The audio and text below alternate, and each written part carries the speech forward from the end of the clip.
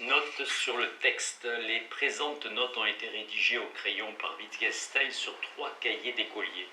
Elles ne sont pas datées, mais il semble que la première série en ait été écrite vers la fin de 1934 ou le commencement de 1935 et la dernière en mars 1936. Quand il prenait des notes en vue de ses propres écrits, Wittgenstein écrivait presque toujours en allemand, mais il écrivit les présentes notes en anglais, passant à l'allemand occasionnellement pour une remarque isolée, éventuellement pour 2 ou 3. La raison en est, je pense, qu'il écrivit le premier de ses cahiers de notes alors qu'il élaborait encore le matériau de ce qu'il dictait à Francis Skinner et Alice Ambrose, et qui devint le cahier brun, tandis que le reste fut écrit en vue des cours qu'il donnait alors à Cambridge. Il existe un cahier de notes du même genre antérieur à ces trois-là, qui fait la jonction entre le premier d'entre eux, dont plus de la moitié consiste en notes écrites en anglais et destinées au cahier brun. Un autre cahier, plus ancien encore, contient l'esquisse en anglais de divers passages, destinés à la fin du cahier bleu.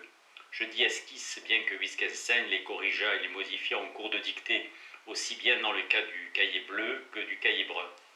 Certaines phrases restent ce qu'elles étaient dans les cahiers de notes, mais il est plus fréquent qu'elles soient modifiées et le nouvel arrangement est en général fort différent de l'ancien. Une partie de ce qui était suggéré dans les notes est alors écartée, tandis que la version dictée comporte des éléments qui ne figuraient pas le moins du monde dans les notes. Il écrivit l'ultime version allemande du cahier brun en août 1936. Elle est inachevée, mais contient des modifications importantes et sera publiée. Les premières notes publiées ici font suite à des discussions qui développent le cahier brun, l'impression que nous font les mots au cours de la lecture, en quel sens la variété des couleurs d'une pensée. Il s'agit de la fleur, pensi. Dit quelque chose, la compréhension d'une expression du visage. Est-ce que le sentiment du passé opère un tri dans les images de la mémoire ? Prenez pour exemple le sentiment qu'il y a bien longtemps. C'est en effet une expérience forte, inertement circonscrite, et pourtant ce dernier en un sens semble être tout aussi insaisissable que n'importe quel sentiment de l'ordre de la mémoire. Un regard lointain dans ses yeux.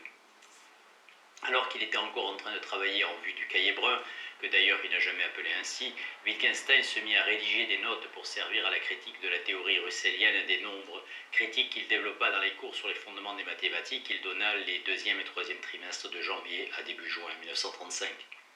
Toutefois, la plus grande partie des notes destinées à ces cours apparaît dans le même cahier de notes, en même temps que les remarques que nous publions ici. Entre je sais ce que je veux dire par mal dedans et lorsque quelqu'un dit je me parle à moi-même, je les appelle notes destinées à ces cours parce qu'il existe un parallélisme entre ce qu'il écrivit dans ses notes et ce qu'il dit en cours, et plus particulièrement parce que bien des diagrammes dessinés dans les notes furent utilisés en cours. Mais d'un autre côté, les notes ne contiennent ni ne suggèrent la totalité de ce dont il parlait. Et lorsqu'il développait le même thème que celui sur lequel il avait d'abord écrit, il est probable que ce qu'il énonçait n'était pas plus proche du cahier de notes que les dictées du cahier brun ne le sont des notes préparatoires. Les notes qui font suite à celles sur les fondements des mathématiques se rattachent à ce qu'il disait en cours dans les années 1935-1936. Mais dans les cours de cette période, il parlait également de beaucoup de choses qui ne sont pas mentionnées dans les cahiers de notes, tandis que ce qu'il écrivait dans ces derniers n'était pas toujours destiné à être développé oralement. Ce que nous publions ici à partir de la page 22 se rattache en général aux cours qui eurent lieu de janvier à début juin 1936. Certaines notes sont manifestement des esquisses ou une autre version de ce qu'il fut dit, et elles sont bien souvent tournées comme s'il s'adressait à la classe, à une classe. Nous ne pourrons pas dire pourtant, voici les cours qu'il a donnés, c'est seulement dans le passage final de la page 67 à la fin qu'il semble qu'il écrive un cours. La première partie de ce passage est à peu près de choses, à très peu de choses près, à mon avis, ce qu'il a dit. Et s'il n'a pas prononcé le reste qui est incomplet, du moins ce qu'il a prononcé en était-il proche. Mais il ne faisait pas court en suivant ses notes. Et ce qu'il disait était tout à la fois une reprise et une discussion de ce qu'il avait pensé et écrit lors de la préparation. Entre la remarque et la page 62 qui se termine par cette façon de dire n'est-elle pas imputable à une erreur d'interprétation, et la remarque j'essaye de dire que, placée par moi juste après elle, il avait entamé ce qui a tout l'aspect d'une esquisse en vue d'un autre cours sur la philosophie des mathématiques, cours qui eût porté cette fois sur les preuves d'existence. Y a-t-il ou non une infinité de nombres premiers ? Trouve-t-on 777 dans le développement de Pi, et sur ce qu'est une question en mathématiques, il fit court sur les questions dont il traite ici pendant 4 ou 5 séances. à la fin de janvier et au début de février 1936, mais aucune d'entre elles ne correspondit exactement à ce qu'il y avait dans le cahier de notes. Pour des raisons bien précises, je n'ai pas inclus dans la présente publication les sections sur les mathématiques. Dans les plus longues d'entre elles, les diagrammes sont tellement inséparables du texte que pour reproduire les notes, il lui fallut en donner une photographie. De toute façon, cela eut allongé démesurément l'ensemble de la sélection. Cependant, l'absence de ces sections rend la sélection trompeuse. Il lui manque quelque chose de la façon dont Wittgenstein abordait les questions relatives à l'expérience personnelle. Bien évidemment, il n'a jamais pensé que l'expérience personnelle pût fournir un fondement aux mathématiques. Mais nous retrouvons encore et toujours ici la même sorte de difficulté que nous pensions l'expérience privée ou que nous pensions les mathématiques. Ce qui peut avoir son importance quand on considère ce qu'il entend par un trouble du langage ou de la pensée profondément enracinée. Russell, par exemple, exprima un jour son axiome d'infinité de la façon suivante.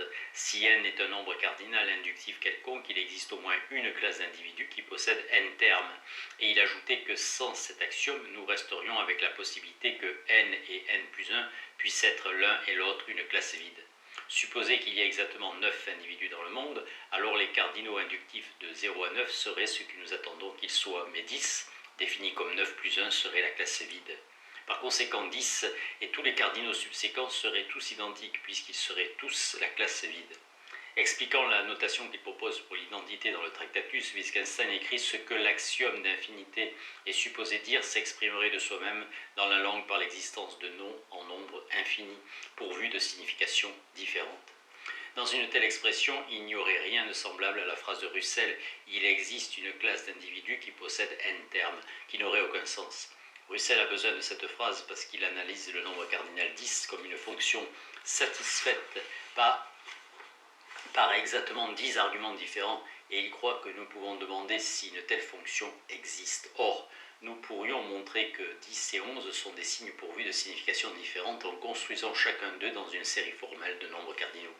Bien que cela s'exprime soi-même dans notre symbolisme, nous ne pouvons toujours pas dire que notre symbolisme démontre l'existence d'une fonction satisfaite par 10 individus en tant qu'argument, ou encore supposer que j'ai écrit il existe phi, existe 10 x 10 fois phi de x, je ne pourrais ajouter si je dis qu'il existe une telle fonction, si je le couche par écrit, alors il doit exister une telle fonction puisque je l'ai écrite comme un paradigme dans mon expression.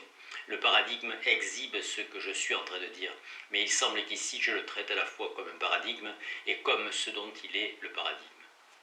C'est comme si l'on disait que la présence du mètre étalon à Paris démontre qu'il existe quelque chose qui a exactement un mètre de long. Nous rencontrons le même type de confusion à propos de la grammaire de la définition ostensive, lorsque nous parlons d'expérience privée et de sense data. Nous confondons ici donner un paradigme pour expliquer quelle couleur est l'indigo et employer un paradigme pour montrer de quelle couleur est le rideau de mon voisin. Si je me dis à moi-même « j'ai en ce moment une impression visuelle de cette couleur », en me concentrant sur elle, je tente d'utiliser l'impression pour me montrer à moi-même quelle couleur c'est. Dans l'un et l'autre cas, Wittgenstein aurait dit « rien n'a été dit jusqu'ici qui nous montre comment ce paradigme est employé, en quel sens il est un paradigme. Tel est l'un des nombreux parallélismes que tout un chacun peut déceler. Ce que nous publions ici n'est qu'une collection de notes ou de mémoranda à l'état brut, écrits par Wittgenstein pour son usage personnel. Il ne les aurait jamais publiés. Il ne les aurait pas même fait dactylographier sans les avoir révisés et réarrangés. Sans aucun doute, il en eût révisé la langue. J'ai laissé les germanismes, mais lorsque j'étais sûr qu'il les eût corrigés, je les ai laissés pour qu'on se souvienne qu'il s'agit là de notes à l'état brut. Ces notes sont dans l'ordre où elles apparaissent dans le manuscrit, à l'exception de 2 passages donnés en bas de page comme note à d'autres remarques. J'ai laissé tomber certaines remarques, en particulier dans la première partie. Ce sont, petit a, des versions antérieures de ce qui est bien mieux dit plus tard dans le cours de ces notes, petit b, ces notations trop succinctes pour être intelligibles, et petit c, un certain nombre de remarques qui ne semblaient pas se rattacher suffisamment aux thèmes principaux. Reste que Wittgenstein n'a jamais cessé de revenir sur des questions antérieurement traitées, mais une telle attitude n'est pas un défaut et les répétitions, lorsqu'elles sont de ce genre, peuvent demeurer. Rouche-Ruiz. Avertissement de la traductrice. Nous nous refusons à établir pour cette traduction un ensemble rigide d'équivalences lexicologiques et nous croyons qu'une telle décision est incontournable pour qui essaye de penser ce vers quoi le texte wittgensteinien s'achemine. En effet, s'il est vrai que ce que Ludwig Wittgenstein appelle langue commune ne se fonde sur aucune conceptualité stricte, et que ce qu'il reconnaît comme question des règles grammaticales reste encore une question trop courte pour qui veut penser le langage dans son usage, un travail de traduction ne saurait être un simple travail de transcription qui commencerait par la mise au jour d'un variant conceptuel et ne rencontrerait jamais les mots d'une langue que comme les vêtements contingents de ceux-ci.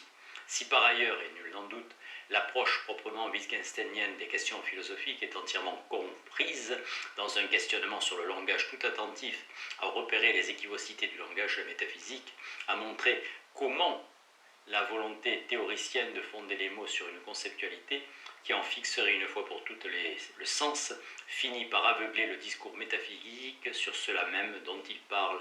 Alors, prétendre traduire un texte philosophique en établissant un registre d'équivalence entre telle langue et telle autre s'avère impossible, voire absurde. Une telle attitude, quel que soit le souci d'objectivité dont elle se targue, ne peut être que réductrice et profondément métaphysique, c'est-à-dire condamnée à plaquer sur la texture d'un texte philosophique une univocité dont il se réclame peut-être, mais qui ne peut jamais produire parce qu'il est d'abord un texte anglais, français, etc. Et que comme tel, il participe de la plurivocité de la langue commune. Et une telle naïveté théorique, si elle s'exerçait sur le texte Wittgenstein, deviendrait parfaitement catastrophique, car elle ne saurait manquer de faire basculer celui-ci du côté de ce que les notes for lecture on private experience and sense data appellent usage métaphysique d'une langue et s'efforce de déjouer.